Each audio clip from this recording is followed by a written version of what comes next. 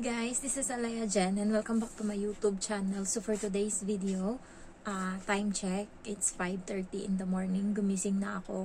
Yung flight ko mamaya is 11:45 pero gigising ako ng maaga kasi naglaba pa ako ng damit ng bata. Magtutupi ako, mamamlansya at maglilinis konti sa bahay kasi nga pinayagan ako na amo ko na hanggang Sabado ako doon. So isang linggo ako.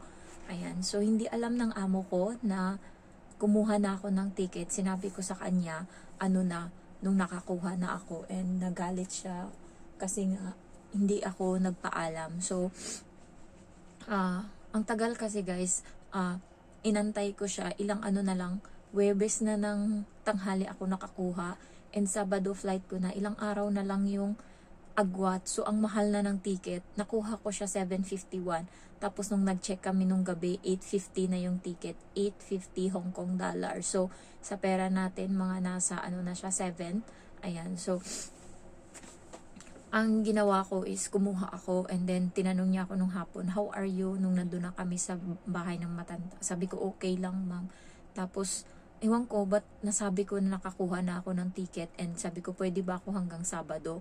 Doon na nagalit siya. Sabi niya, pumayag ako na uuwi ka kasi sabi mo Martes lang, tapos biglang Sabado na ngayon. Sabi ko sa kanya, hindi pa naman ako nakakuha ng ticket na pa Sabado. Sabi ko na hanggang Sabado, tatanong lang kita muna, pero kung papayag ka hanggang Sabado, pero kung hindi, Miyerkules o Martes, uuwi na ako. Sabi kong ganun. Tapos na nahimik siya.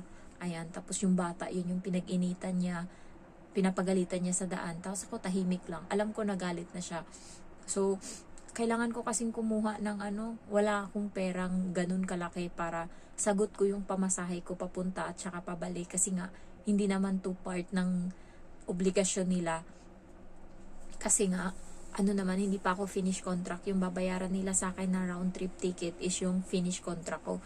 So, yun, nung sinabi ko yun, nahimik siya, and ang tagal, hindi siya sumagot hanggang sa kasi nagpunta kami sa doktor, tapos hanggang sa daan naglalakad kami. Tapos nung nakarating na kami sa bahay ng matanda, hindi pa rin niya ako pinapansin. Tapos sinabi niya sa matanda yung nangyari, nagrereklamo siya, ganyan. Tapos parang alam mo yung simpatya ng matanda is sinasabi na okay lang yan, alam mo naman ganyan. Sinasabihan siyang ganun, hindi ginagatungan. So naintindihan ng matanda syempre. Tapos kaya parang huminahon siya, hindi niya na ako alam mo yung pinapansin niya na ako doon, pero nainis pa rin siya. Alam ko kapag galit siya kasi pinaparusahan niya ako kapag galit siya. Hindi niya kasi ako mapagalitan or masigawan kasi nga lumalaban ako. And nung time na yun, yung reaction ko is din, sabi ko sa kanya, okay lang naman kung hindi mo ako papayagan Sabado, hindi pa naman ako nakakuha ng ticket. Ginanon ko siya, parang nawawalan na ako ng kapag galit din ako, yung decision ko and yung the way ako na magsalita is hindi rin alam mo yon, iba din. So kaya na nahimik siya kasi umaalma ako.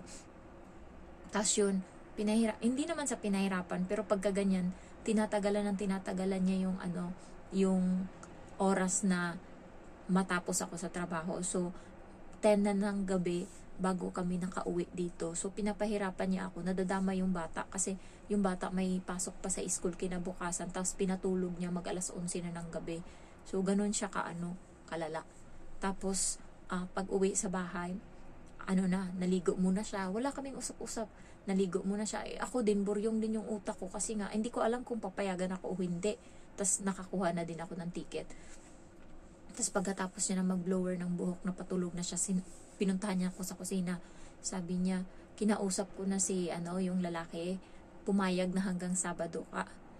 Tapos parang sabi ko, okay lang ma'am na sabi ko sa kanya, kaya mo ba? Ginanon ko siya, kaya mo ba na wala ako hanggang Sabado? Sabi ko, okay lang naman sa akin kung pauwiin mo ako ng Miyerkules pabalik. Sabi ko, pabalikin mo ako ng Miyerkules. Okay na ako kasi nakita ko na yung kapatid ko. Ginanon ko siya. Tapos sabi niya, sige saglit lang, kakausapin ko uli yung among mong lalaki. Kasi nung nasa sasakyan pa lang, kinakausap niya yung lalaki, nire-reason out niya yung gusto niyang mangyari na bakit ganun, yung parang bakit hanggang Sabado, ganyan. Tapos sinasabi ng lalaki, okay lang yan, Sabado, ilang lang naman. Yung parang hindi nila sinusuportahan yung amo ko na nagtatantrums yung amo ko na yun nga. So gusto niya siya yung pero nagre-reason out din yung matanda tsaka yung amo ko na okay lang, payagan ako, payagan, okay na yan. Kasi ginaganon siya ng amo ko, kaya hindi hindi siya makaano. Tapos yun, kinausap niya kunwari yung amo ko doon sa kwarto. Tapos bumalik siya sa akin. Sabi niya, pumayag na yung amo kong lalaki na hanggang Sabado ako. Nung sinabi niya yun na pa, ay, gumanon ako. Tapos yung mata ko is tumulo na yung, hindi tumulo, pero yung iyak ko is ganto na, yung paiyak na.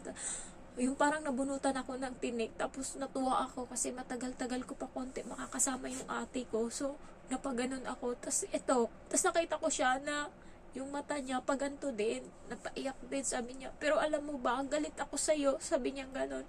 Kasi nga, kumuha ka ng ticket, hindi ka nagpaalam sa akin, nagdesisyon ka ng sarili mo, sabi niya ganon. Sabi ko, yung ticket ko naman kasi ma'am, pero sinungaling yun.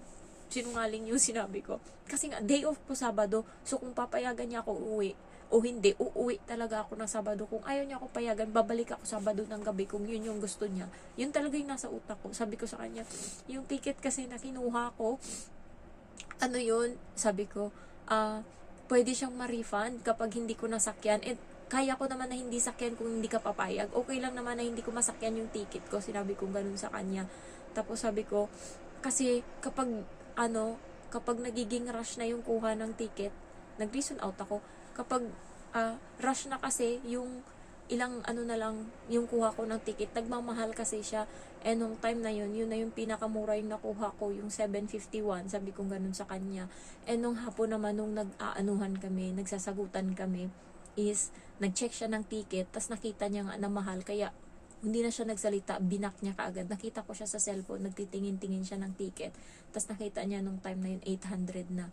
Tapos sabi niya, bakit naisipan mo na hanggang Sabado? Sabi ko, kasi kung Martes walang biyahe ng gabi, so hindi ako makauwi ng Martes ng gabi. And Miyerkules, ilang oras, na lang, Friday na, kaya baka pwede Sabado, sabi ko ganun sa kanya. Sabi niya, alam mo ba na holiday natin sa Biyernes? Tapos nagulat ako, sabi ko, hindi ko alam, sabi ko ganun. Nakita niya yung reaction ng mukha ko na nagulat. Tapos alam niya na wala talaga akong plano talaga na ganun. Tapos sabi ko, hindi ko alam, sabi ko. Tapos sabi niya, oo, holiday sa Friday, kaya payagan na kita hanggang Sabado. Sabi niya ganun. Tapos tuwang-tuwa ako, sabi ko, salamat ma'am, and sorry kasi nagkuha ako ng ticket, di ako nagpaalam. Sabi niya, basta send mo sa akin yung ticket mo. Ayun. Tapos na ako ng trabaho ko, 12:00, tinignan ko yung ticket na pabalik ng Sabado. Merong 430 Hong Kong dollar. Tas sabi ko sa kanya, ma'am, okay lang sa'yo na late ako makakauwi. Kasi nga, itong mura is, 9:00 na ng gabi yung flight. Sabi niya, okay lang naman sa akin. Sabi niya, pero tignan mo, yung Cathay Pacific ba yun? O Hong Kong, hindi, iba. Ibang airline, parang nakalimutan ko, pero airline siya ng Hong Kong. Sabi niya, yan, wala yung ina-allow na bag kapag kapag yung parang solo lang, yung economy lang yung binili mo, wala siyang bag na kasama, bali yung maliit na sling bag lang yung pwede mong madala. Sabi niya, ikaw baka may dadalhin kang gamit pabalik dito. Wala, hindi pwede yan. Tapos yun, nag-usap kami na, sabi ko yung susunod na lang yung Philippine Airline ata yun. Sabi niya, sige yan. Tapos yun, kinuha ko, sinend ko sa kanya yung ticket ko. Ayan, tapos sabi niya, okay, I got it, thanks. Sabi niya ganun. Tapos ayun, okay na siya. Tapos kahapon, ginawa ko lahat ng mga trabaho. Tapos ngayong gabi na natulog yung bata, iniwan kasi nila sa akin. Tapos yung amo ko lalaki, 10:00 na dumating. Amo kong babae, 11:30 na dumating. Nung natulog na yung bata, nagtupi ako ng damit ng amo kong lalaki, pinanglagay ko na sa drawer doon sa loob ng kwarto nila. Yung basurahan nila sa loob, pinagtapon ko na yung mga basura na ginamit niya nung tanghali para kahit ilang araw hindi siya magtapon ng basura. Tapos naglaba na din ako ng lahat ng damit nila, kaya gumising ako ng maaga kasi naglaba ako ng damit ng bata. Ayan, so sabi niya, paalis ka na nga, sabi niya, uuwi ka na nga, yung mga trabaho pa dito sa bahay yung iniisip mo, sabi niya ganun. Sabi ko, para kahit papano hindi ka mabigatan, kasi nga alam ko yung pakiramdam na na walang katulong, nahirapan siya kasi nga hindi siya marunong sa gawaing bahay, tapos maluluto din hindi rin siya marunong. So thank you guys for watching. Tumatawag yung kapatid ko.